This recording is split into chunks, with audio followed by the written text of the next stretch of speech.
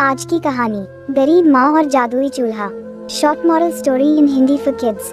एक बार की बात है, अकबरपुर नामक गांव में एक राधा नाम की विधवा अपने बेटे रमेश के साथ रहती थी। राधा का पति तभी चल बसा था जब उसका बेटा 1 साल का था। राधा अपना और अपने बेटे की जीविका गांव के पास जंगल में जाकर चुने हुए लकड़ियों को बेचकर चलाती थी। राधा रोजाना जंगल में जाकर लकड़ियां इकट्ठा करके लाती और बाजार में जाकर बेच देती। बेचने के बाद जो पैसा मिलता उसका राशन लेकर आती थी। इस तरह दोनों अपनी जिंदगी जी रहे थे। धीरे धीरे समय बीतता गया। अब रमेश 8 साल का हो गया था। वो अपने घर का ध्यान रखने लगा था। राधा अब उसको साथ में बाजार नहीं ले जाती थी। एक दिन राधा को बाजार से आने में देर हो गई। शायद उस दिन उसने लकड़ियां भी नहीं बेची थी। रमेश को बहुत भूख लगी थी। वो यही सोच रहा था, माँ अभी बाजार से लकड़ियां बेचकर नहीं आई। बहुत देर इंतजार के बाद माँ आई। रमेश ने कहा, माँ जल्दी से खाना बना दो, मुझे बहुत भूख लगी है, मेरे पेट में चूहे कूद रहे हैं। राधा ने कहा, बेटे आज जंगल में ज्यादा लकड़ियाँ नहीं मिली, जो मिली थी उसको बेचने के बाद मैंने साहूकार के पुराने पैसे चुकता करके आई हूँ। आज कुछ भी खाने को नहीं है। इतना कहकर उसकी माँ रोने लगी। रमेश बड़ा ही समझदार और ईमानदार लड़का था। उसने कहा, रो नहीं माँ, कोई बात नहीं, आज नहीं तो कल खाना खा लेंगे। तुम देखना, एक दिन मैं बहुत बड़ा अफसर बनूंगा, जिसके बाद मैं खूब पैसे कमाऊंगा, हमारा एक बड़ा घर होगा। तब हमें खाना खाने में कभी भी परेशानी नहीं होगी, फिर हम पेट भर खाना खाएंगे। इसके बाद दोनों सो गए। सुबह दोनों उठे तो देखा कि बहुत जोरों से बारिश हो रही है। बारिश रुकने का नाम नहीं ले रही थी।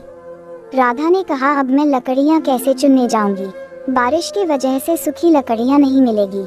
सूखी लकड़ियाँ ही बाजार में बिकती है। रमेश ने कहा, तुम परेशान नहीं हो माँ, हम जंगल के दूसरे छोर तक लकड़ियाँ चुनने जाएंगे। बारिश दिन भर हुई, रात में बारिश थोड़ी रुकी। रमेश ने कहा, चलो माँ लकड़ियाँ चुनने चलते हैं। राधा ने कहा, नहीं बेटे, रात को जंगल में लकड़ियाँ चुनने नहीं जाएंगे, जंगल के दूसरे तरफ शेर रहता है, इस तरफ सभी लकड़ियाँ गीली मिलेगी।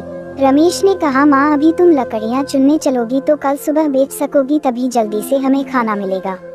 रमेश की बात सुनकर राधा अपने बेटे के साथ रात में ही जंगल में लकड़ियां चुनने चली गई। सूखी लकड़ियों के तलाश में दोनों जंगल में काफी अंदर तक चले गए। राधा इधर उधर घूमकर देख रही थी, तभी अचानक रमेश गायब हो जाता है। फिर राधा अपने बेटे को अपने पास ना पाकर बेटे रमेश चिल्लाने लगती है और बुलाती है। रमेश थोड़ी देर बाद सामने से चलकर आता है। माँ कहती है, कहाँ चले गए थे बेटे? रमेश कहता है, माँ जंगल के शेर को बहुत चोट लगी हुई है, ये बूढ़ा भी हो गया है। शेर के चोट को ठीक करने के लिए मैं जड़ी बूटी लेने चला गया था, बस देर हो गई। रमेश के पीछे खड़े शेर को देखते ही राधा सन रही गई। राधा ने कहा, जल्दी से भाग आओ मेरे पास, नहीं तो शेर तुम्हें खा जाएगा। रमेश ने कहा, तुम डरो नहीं माँ, शेर हमारा साथी बन गया है, वो हमें नहीं खाएगा। शेर ने भी ऐसा ही किया। थोड़ी देर बाद शेर ने कहा, तुम दोनों ने मेरी मदद की है, मेरा जान बचाया है, मान दो, तुम्हें उपहार में क्या चाहिए? रमेश ने कहा, हमें उपहार में कुछ नहीं चाहिए। शेर ने कहा, नहीं, कुछ न कुछ उपहार तुम मांगो। रमेश ने कहा, मेरा उपहार यही है कि बस तुम जंगल में आने वाले किसी भी मनुष्य और जीव पर हमला नहीं करोगे। शेर हंसते हुए बोला, बस इतनी सी बात, मैं वचन देता हूँ, मैं किसी भी जीव का शिकार नहीं करूँगा, आज से मैं शाकाहारी जीवन जीऊँगा। इसके बाद भी शेर ने कहा, लो मैं तुम्हें ये जादुई चूल्हा देता हूँ। जादुई चूल्हे से तुम्हें कभी भी खाने की कमी नहीं होगी। जादुई चूल्हे पर जो भी पकवान बनेगा वो कभी कम नहीं होगा। ये चूल्हा सिर्फ तुम दोनों की ही बात मानेगा।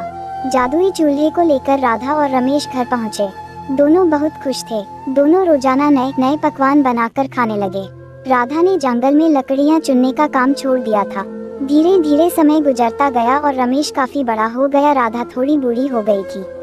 रमेश को घर बैठे खाना मिल जाता था, इसलिए उसने अभी तक कोई काम धंधा का भी नहीं सोचा था। वो बिल्कुल निष्क्रिय हो गया था। इस बात की चिंता उसकी माँ राधा को होने लगी। एक दिन राधा ने अपने बेटे से कहा, बेटे कब तक हम दोनों जादुई चूल्हे के भरोसे बैठे रहेंगे? क्यों नहीं तू शहर जाकर कहीं नौकरी वोकरी देखता? तब तक तू यूँ बैठा रहेगा? जादुई चूल्हा सिर्फ खाना दे सकता है। रमेश अपनी माँ की बात सुनकर अपना मुंह उधर कर लेता है और कहता है, माँ जादुई चूल्हे से हमें घर बैठे खाना खाने को मिल रहा है। जादुई चूल्हे के वजह से हम रोज अच्छे अच्छे पकवान खाते हैं और तू कहती है मैं शहर कमाने चला जाऊँ। माँ जब घर बैठे खाना मिल ही रहा है तो मैं कहीं नौकरी करके अपना पसीना क्यों निकालूं? रमेश की बात सुनकर बूढ़ी माँ कुछ नहीं कहती है, वो सुनकर सोने चली जाती है। एक दिन जादुई चूल्हा घर में से ही गायब हो जाता है। राधा और रमेश दोनों सन्न रह जाते हैं। रमेश जादुई चूल्हा बहुत ढूंढता है परंतु उसे कहीं नहीं मिलता है। रमेश कहता है, मुझे पता है माँ, हमारा जादुई चूल्हा कौन चुरा सकता है।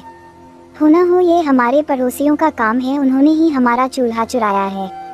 राधा कहती है, अब तो तू शहर जाकर नौकरी कर देख, हमने इतने साल से बैठकर खाना खाया और अपना शरीर भी नहीं चलाया, इसीलिए अन्न देवता नाराज हो गए हैं।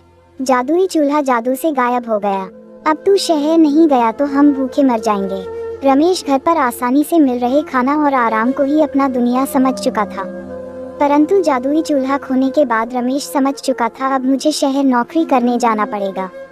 रमेश अगले दिन ही शहर नौकरी करने चला गया। राधा भी यही चाहती थी। रमेश 5 साल बाद शहर से कमाकर अपने गांव अकबरपुर आया। रमेश और उसकी मां का रहन सहन बदल चुका। जब से रमेश शहर गया तभी से अच्छा पैसा कमाया, तभी उसने अच्छा घर और अमीर बन चुका था। घर पर आते ही रमेश को किचन में जादुई चूल्हा दिखा। रमेश ने अपनी माँ से कहा, माँ तुमने तो कहा था जादुई चूल्हा खो गया, यहाँ कैसे आ गया? राधा ने कहा, बेटे वो तो तुझे शहर भेजने के लिए मैंने जादुई चूल्हे को छुपा दिया था, तभी तो तू शहर गया और इतना बड़ा आदमी बना। तू शुरू से ही अमीर होने के सपने देखता था, आज तू बड़ा आदमी बनकर आया है। तू ठीक कहती है माँ, आज तुम्हारे वजह से मैं आज बड़ा आदमी बन पाया हूँ। ये सब तेरी वजह से हुआ है। आज की कहानी यही समाप्त होती है। आज की इस कहानी में हमने गरीब माँ और जादुई चूल्हे के बारे में सुना और यह जाना कि थोड़े से सुख के खातिर हमें अपने सपनों को कभी नहीं भूलना चाहिए। हमें कठिन निरंतर अभ्यास करते रहना चाहिए जब तक कि हमें अपना लक्ष्य नहीं मिल जाता है।